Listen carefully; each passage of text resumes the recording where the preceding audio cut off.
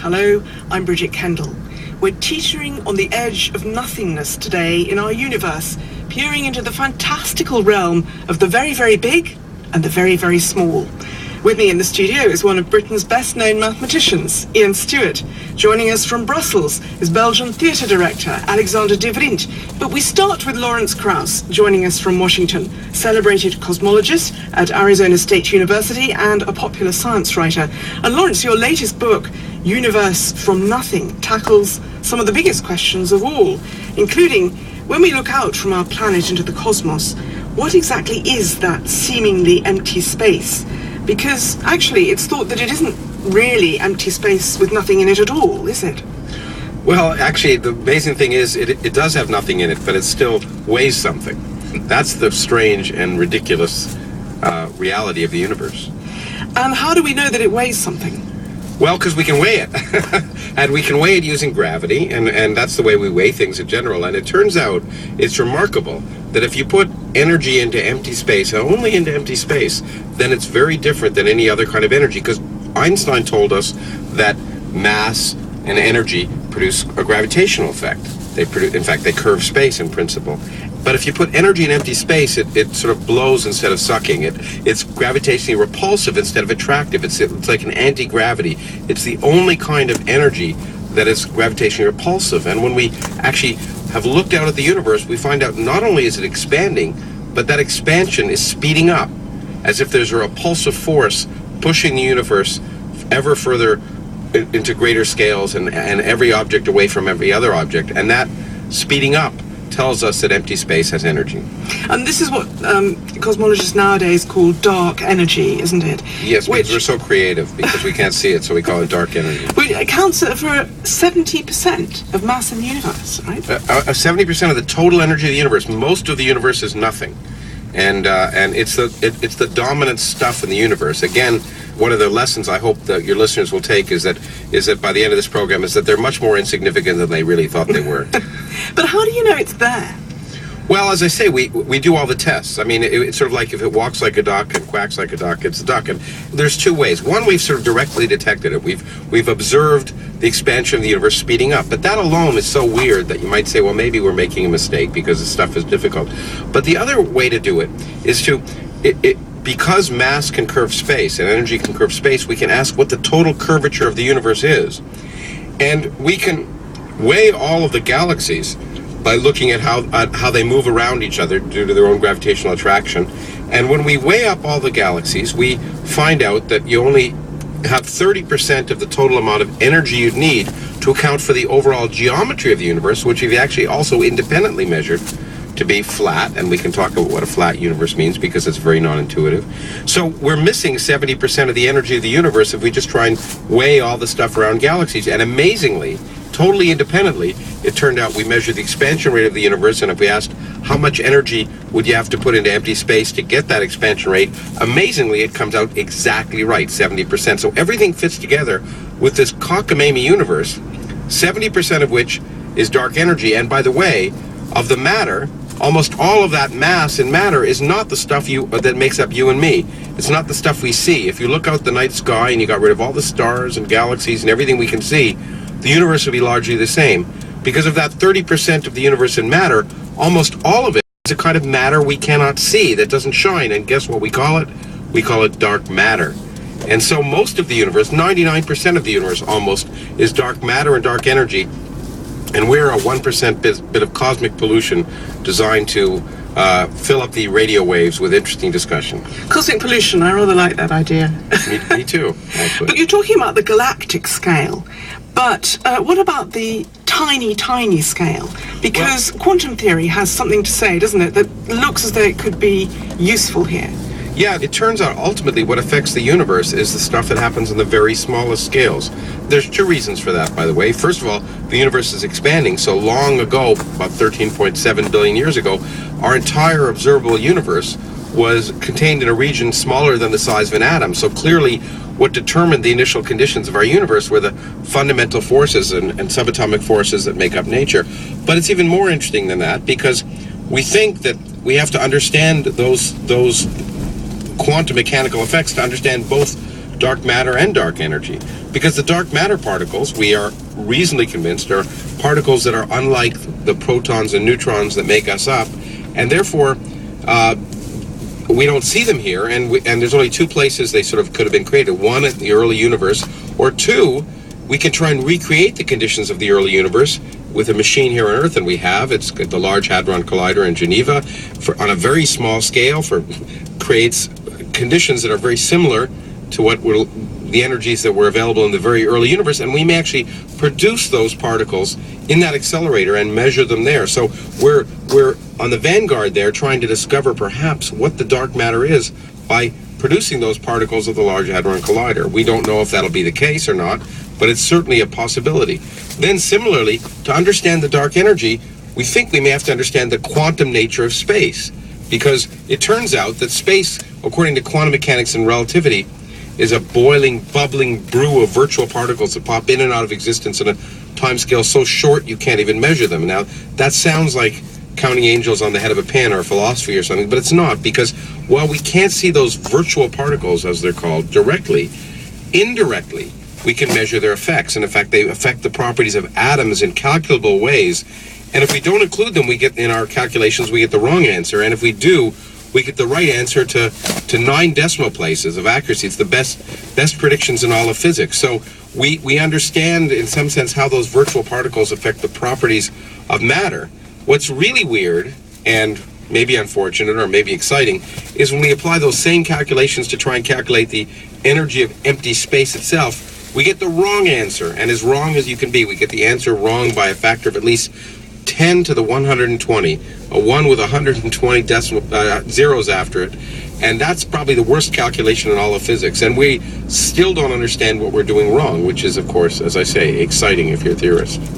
So what do you think, Ian? Cosmic pollution, that's what we are. Yeah, no, I love it. And yeah, on the one hand, it makes us feel terribly, terribly insignificant. And on the other hand, here we are sitting trying to puzzle all this stuff out.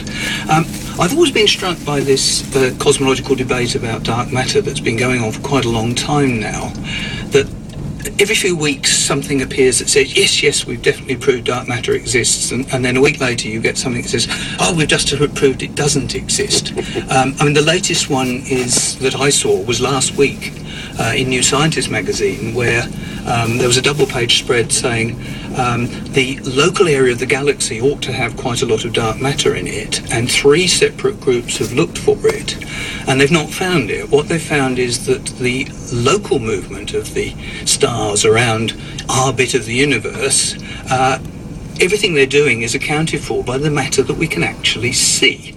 So, there's a case where looking for dark matter has been done and it's not there. And you can come up with all sorts of explanations, but this kind of story seems to keep happening.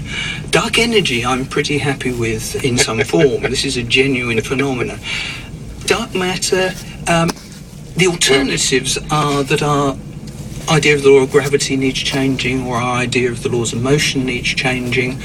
And I get the feeling that those alternatives are not being explored. They're not being taken quite as seriously as perhaps they ought to be. Well, I'm going to jump. Can I jump in for a second? Ahead. Yeah, just, of course, first of all, as you know, Ian, you shouldn't believe everything you read. But, I think that people make these headlines because they want it to be interesting. And, dark matter it's been killed and reborn many times, and maybe it's like a savior in that way. But what we still are trying to learn the details of it. But in fact, our estimates of the amount of dark matter in the local neighborhood of our galaxy are that it's sort of comparable to the amount of normal matter. And so it's not as if it dominates in the region of our galaxy. And so if it were 50% less and therefore not quite measurable, it would be interesting, but not revolutionary. So these new observations are interesting because they constrain, how the dark matter is distributed in our galaxy, but they don't invalidate the idea. There's lots of independent estimates that tell us that galaxies are dominated by this stuff. And if you try and do the alternative, which you just mentioned, changing the laws of nature, changing gravity, first of all, one should say that's a much more radical and revolutionary idea than just having dark matter. Having new particles that you can't see is not so surprising. In fact, every kind of new particle we invent in particle physics to help problems in our understanding of the fundamental structure of matter, all of them generally produce these kind of dark matter particles naturally. But changing gravity on a scale suddenly of our galaxy, boy, that's a revolutionary idea. And really, there's no fundamental theoretical reason why we think that's the case. That doesn't mean it's not the case. But I'm not so sure about that. I hear what you say, and it's very convincing in many ways, but the great success over the past 100 years or so was Einstein coming along and changing the law of gravity. And one of the bits of evidence for that was the precession of the perihelion of Mercury. The planet Mercury, its orbit is changing slightly. And a lot of people tried to explain that with hidden matter, namely a planet called Vulcan. And they even observed Vulcan. And then it turned out Vulcan probably doesn't exist. It's not even clear now.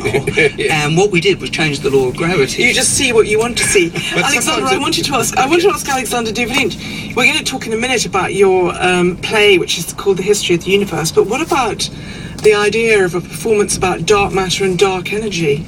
That seems like a kind of challenge. It's a beautiful poetic term, of course. But the thing I have is a little bit as an artist is like every artist always relates to the scientific discoveries of its age. We wouldn't have cubism if it wasn't for quantum mechanics, I think.